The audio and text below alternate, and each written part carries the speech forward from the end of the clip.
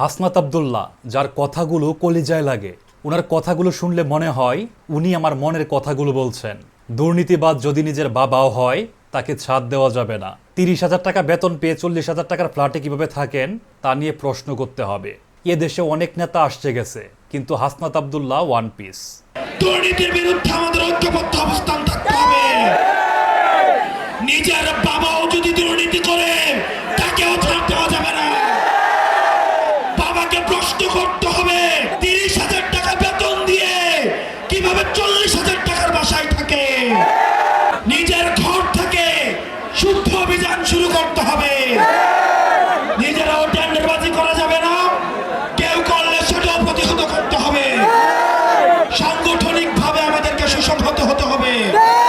আমাদের কর্মীদের রক্ত, আমাদের কর্মীদের ঘামের মধ্য দিয়ে আমরা নেতা হয়েছি। আমাদের কর্মীদের এক ফুটা ঘামের দাম দিতে আমাদের যদি জীবন দিতে হয়, আমরা সেই জীবন দেব। 100 পয়সাওয়ালা চাঁদাবাজ থেকে একজন শিক্ষিত ভালো মানুষ দিয়ে আমাদের দল করবো আমরা। আমাদের লক্ষ লক্ষ দুর্নীতিবাজের কর্মীর প্রয়োজন না। আমাদের 10টা ভালো মানুষ নিয়ে হলেও আমরা রাজপথে আমাদের লড়াই অব্যাহত রাখবো।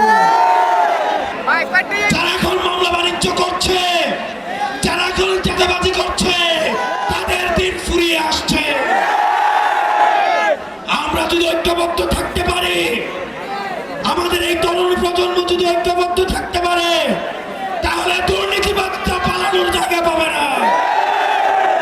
আমরা যদি বাংলাদেশপন্থী বাংলাদেশ করতে চাই, প্রথমত আমাদের ঐক্যবদ্ধ থাকতে হবে। দুর্নীতির বিরুদ্ধে এনসিপির ব্যানারে, এনসিপিকে সাথে নিয়ে